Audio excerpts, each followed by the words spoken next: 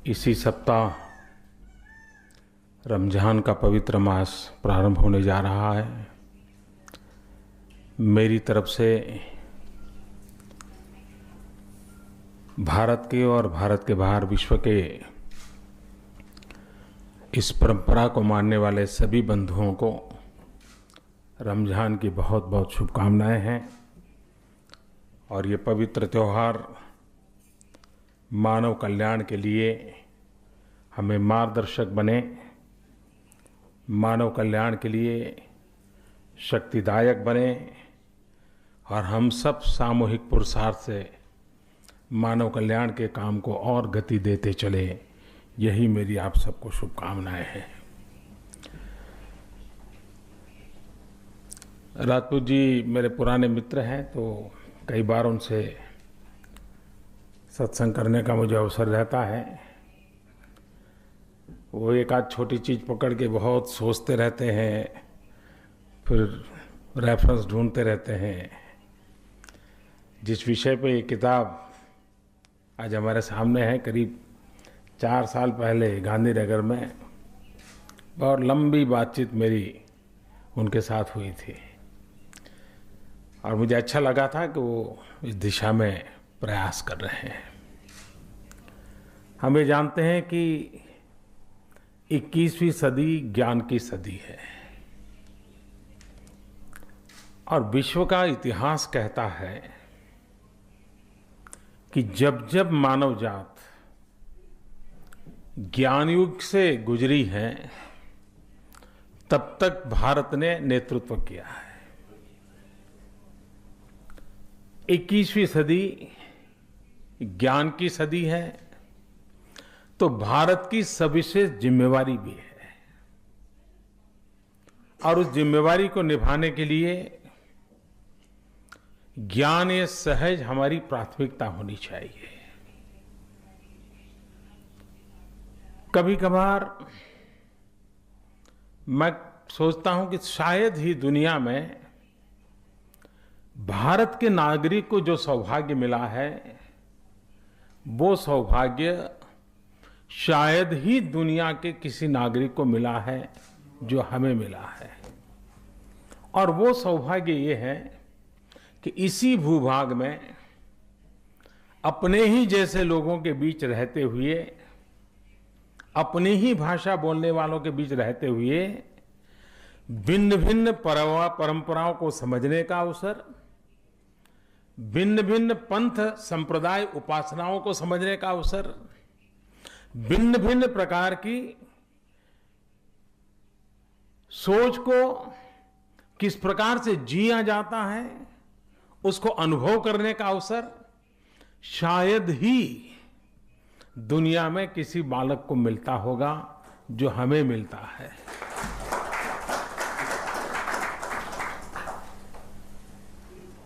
और जितना खुलापन होता है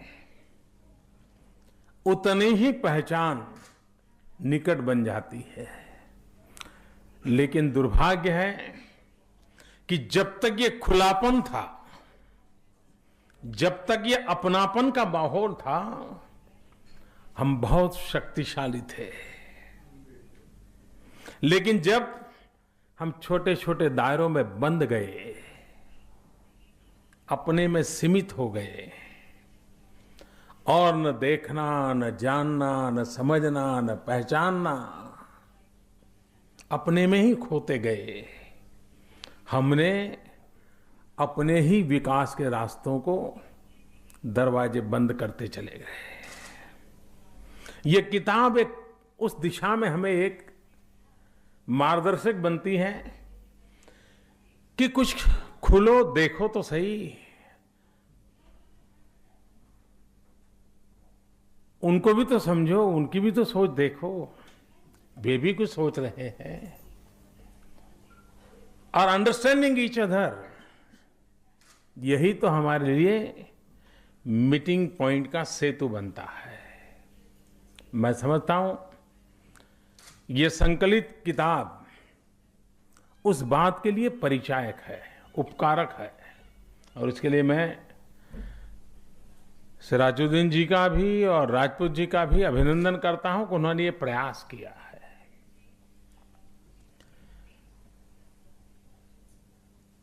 हमारे देश में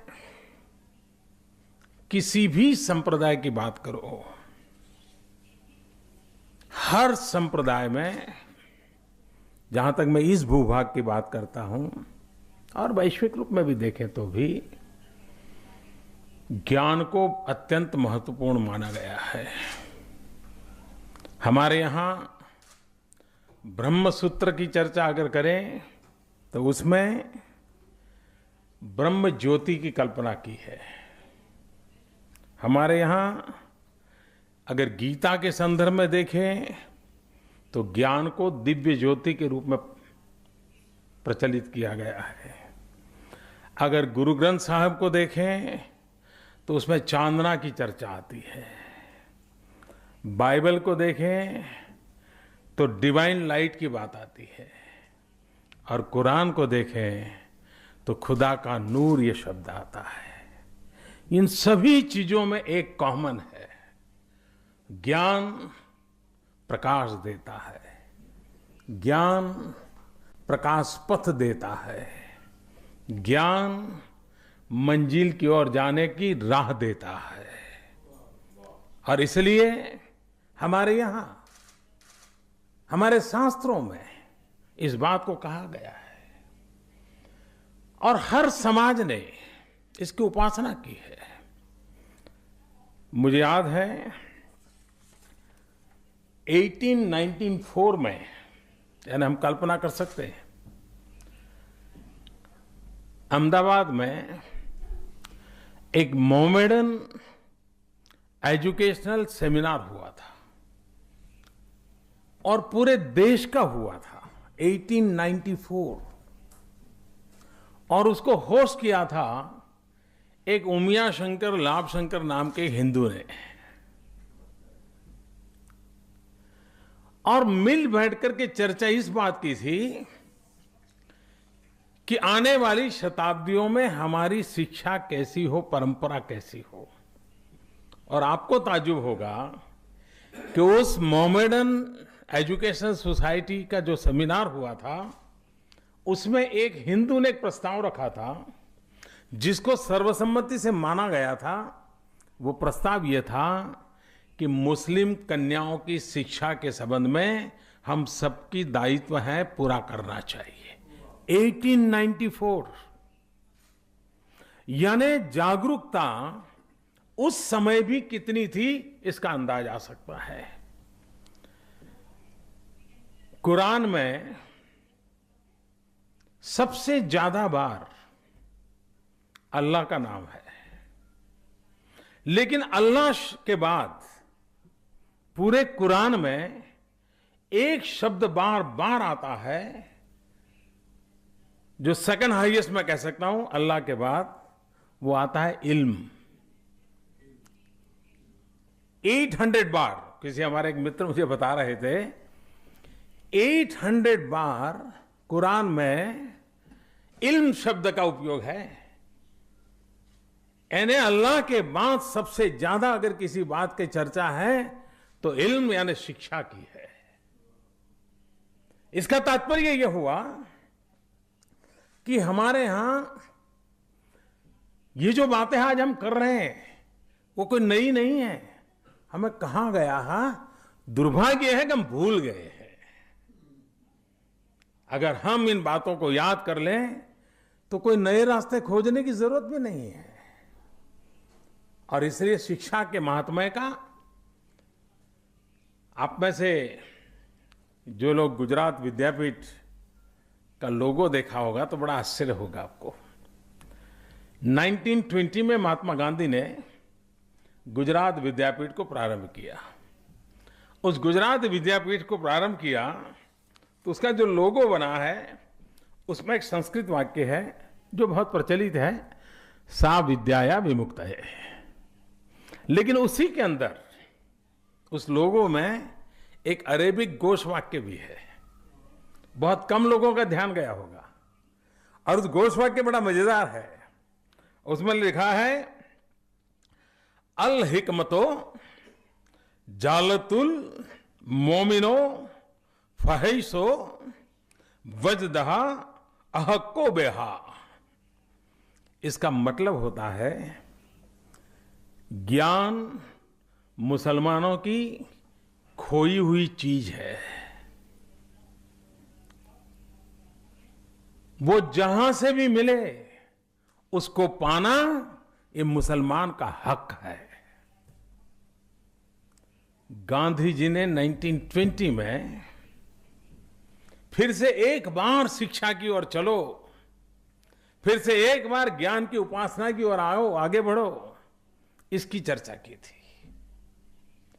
हमने भी देखा है कि अलग अलग समाज के अलग अलग प्रकार के नेतृत्व होते हैं। कुछ समाज में ऐसे लोग पैदा होते हैं, छोटा सा मनो समाज हो, जिनको सेवा भाव में रस होता है। मुखिया होते हैं जाति बिरादरी के, सेवा भाव करते हैं, तो समाज में भी उनका जय जयकार होता है। वो जीते हैं तब तक बीमार को दवाई देते हैं, भूखे को खाना देते हैं, पीने वाले के लिए पानी की परब बना देते हैं, सेवा भाव करते हैं। कुछ लोग होते हैं जो समाज का अंदर राजनीतिक नेतृत्व के लिए अपनी गोटी बिठाते रहते हैं। समाज को जोड़ना तो भी राजनीतिक करने के लिए, समाज से मिलना तो भी राजनीति के लिए, समाज को एकत्र रखना तो राजनीतिक कुछ पाने के लिए, और खुद कुछ पा लेते हैं, बन जाते हैं, समाज वहीं का वहीं रह जाता है। कुछ समाज ऐसे में एक आध व्यक्ति ऐसा होता है जो सोचता है चलो मैं बड़ा उद्योग लगाऊंगा और मेरे ही समाज के बच्चों को रोजी रोटी दे दूंगा, तो वो काम कर लेता है और एक आध पीढ़ी का भला करके चला जाता है। लेकिन कुछ समाज ऐसे होते हैं जिसमें एक आध दो ऐसे व्यक्ति पैदा होते हैं जो शिक्षा में अपना जीवन खपा देते हैं। और मैं कह सकता हूं कि इन सब प्रकारों में जिन्होंने शिक्षा में अपना जीवन खपा दिया है, वो समाज 100 साल के भीतर भीतर इतना ओजस्वी तेजस्वी बन जाता है कि उसे कभी किसी चीज की जरूरत नहीं पड़ती है। और ऐसे मैंने बहुत बारीकी से इन चीजों का अध्ययन किया है। समाजों का पिछड़ापन भी अगर गया है तो शिक्षा से गया है, परिवार का पिछड़ापन गया है तो भी शिक्षा से गया है, अंधश्रद्धा से मुक्ति मिली है तो भी शिक्षा से मिली है, कुप्रथाओं से मुक्ति मिली है तो भी शिक्षा से मिली है। और इसलिए अगर हमें जीवन को समयानुकूल बनाना है या जीवन को समय के परे आगे चलने वाला बनाना है, तो शिक्षा के सिवा और कोई मार्ग नहीं है। और इसलिए शिक्षा के जितने भी प्रयास हो वो आवश्यक है। मैं पिछले दिनों यहाँ सार्क देश के सभी हमारे साथी यहाँ बैठे हैं, मेरी कोशिश है कि सार्क देशों में अपनापन, एक दूसरे में जानी पहचानी बातें बहुत है, कोई इंजेक्ट करनी पड़े ऐसे नहीं है। जो व्यक्ति पाकिस्तान में बैठ करके सोचता होगा, जो हिंदुस्तान में सोचता होगा, जो बांग्लादेश में सोचता होगा, श्रीलंका में सोचता होगा, 19-20 का फर्क हो सकता है, ज्यादा फर्क नहीं हो सकता है, क्योंकि हम एक ही ठर्रे से निकले हुए लोग हैं। क्या हम सार्क देशों में शिक्षा को एक शक्ति के रूप में उभार सकते हैं? उसी विचार में से यहां पर सार्क यूनिवर्सिटी शुरू हुई है। और जब अभी हम नेपाल में बैठे थे तो मैंने आग्रह किया है कि क्यों न सार्क यूनिवर्सिटी की एक एक ब्रांच सभी सार्क देशों में क्यों न हो, ताकि हमारे सभी पिलर्स पर हमारी ये शिक्षा की व्यवस्था, और सार्क यूनिवर्सिटी से जो नागरिक तैयार होगा एक प्रकार से सार्क साइकी सिटीजन बनेगा। और अगर सार्क साइकी सिटीजन बनता है तो मैं मानता हूं हमारे अपनेपन के लिए एक नई नींव बनी जाता है। लंबे अरसे तक कितना बड़ा प्रभाव पैदा कर सकता है, इसकी ताकत उसमें नजर आती है, और उस दिशा में हम प्रयत्नरत हैं। अशिक्षा कितना बड़ा नुकसान करती है। कभी कभार जब सुनते हैं कि भाई पोलियो का खुराक हम नहीं खाएंगे या पोलियो का खुराक, आज भारत पोलियो से मुक्त हुआ, लेकिन मुझे पीड़ा है कि मेरे पड़ोस पाकिस्तान में भी पोलियो की आज भी तकलीफ है, बांग्लादेश में है, हमारे साथ पड़ोसियों में है। क्या हम सबका दायित्व तो नहीं है कि हमारे सब पड़ोसियों को भी पोलियो से मुक्त करें? और ये हम सबका सामूहिक दायित्व बनता है और भारत इस भूमिका को निभाने के लिए हर पल कोशिश कर रहा है। हमने सार्क सैटेलाइट बात कही है। सार्क सैटेलाइट के पीछे इरादा क्या है? सार्क देशों में ज्ञान सहज रूप से उपलब्ध हो। सार्क सैटेलाइट के माध्यम से नॉलेज, हेल्थ केयर, मौसम की जानकारियां हमारी अपनी शक्ति हो, जो हमारे अपने आप में एक शक्ति के रूप में उभरे, उस दिशा में हम प्रयास कर रहे हैं। क्योंकि अगर 21वीं सदी एशिया की सदी है, अगर सार्क के हम देश के लोग बिखरे रहेंगे तो हम इस 21वीं सदी हमारे दरवाजे पर खड़ी होगी, वैभव चारों तरफ दिखता होगा, लेकिन हम शायद उसको पाने के लिए भाग्यवान नहीं होंगे। और इसलिए सार्क की एकता, सार्क का सामर्थ्य, सार्क की शिक्षा, सार्क का आरोग्य, सार्क के एग्रीकल्चर, इन सभी बातों को बल देते हुए हम आगे बढ़ना चाहते हैं। मैं कभी बांग्लादेश गया था, मेरा इतना उत्तम अनुभव रहा कि हम कितने साथ मिलकर के काम कर सकते हैं, हम क्या कितने ताकत के साथ नई ऊंचाइयों को पार कर सकते हैं। देश आजाद हुआ तब से एक समस्या अटकी हुई थी, बांग्लादेश की सीमा की। देश आजाद हुआ तब से संसद में सभी दलों ने मिलकर के उस समस्या का समाधान कर दिया, सर्वसम्मति से हो गया। और मैंने देखा कि उसका असर बांग्लादेश के हर चेहरे पर मुझे नजर आ रहा था। हम मिल बैठ करके हम नई ऊंचाइयों पर इस पूरे क्षेत्र को ले जाने के लिए प्रयास करना चाहें, उसमें शिक्षा एक बहुत बड़ी ताकत है। हम कितने ही विचारों से बंधे हुए क्यों न हो, लेकिन अगर हम आधुनिकता की ओर जाने से इनकार कर देंगे तो दुनिया हमारा इंतजार नहीं करेगी। हम वहीं के वहीं रह जाएंगे, जगत चलता बनेगा। जब इंडस्ट्रियलाइजेशन हुआ, औद्योगिक क्रांति हुई विश्व में, तब ये भूभाग गुलाम था, हम उसका फायदा नहीं उठा पाए। आज आईटी रिवॉल्यूशन का युग है, हम स्वतंत्र हैं, सामर्थ्यवान भी है। हम इस आईटी रिवॉल्यूशन का लाभ कैसे उठाएं? ये सब ज्ञान से जुड़ी हुई बातें हैं, शिक्षा से जुड़ी हुई बातें हैं। उसको अगर हम लेकर के चलते हैं तो मुझे विश्वास है कि हम एक बहुत बड़े बदलाव की ओर, बहुत बड़ी सिद्धियों की ओर आगे बढ़ सकते हैं। मुझे विश्वास है कि ये ग्रंथ अंडरस्टैंडिंग ईच अदर, उसके लिए, और शिक्षा की परंपरा और शिक्षा के महात्मा है, उसको जरूर एक नई दिशा देगा। आप सब से मिलने का मुझे अवसर मिला। मैं सिराजुद्दीन जी का और राजपूत जी का बहुत आभारी हूं। मैं फिर एक बार आप सबको बहुत शुभकामनाएं देता हूं। बहुत बहुत धन्यवाद। Absolutely not. No. It is not Sushma Swaraj who should only resign. Mr. Modi should sack Sushma Swaraj, because Mr. Modi has said that he is the protector. He is the person who's getting black money from outside. Mr. Lalit Modi is a symbol of black money outside, and now Mr. Modi through Mr. Sushma Swaraj is protecting him. What is this?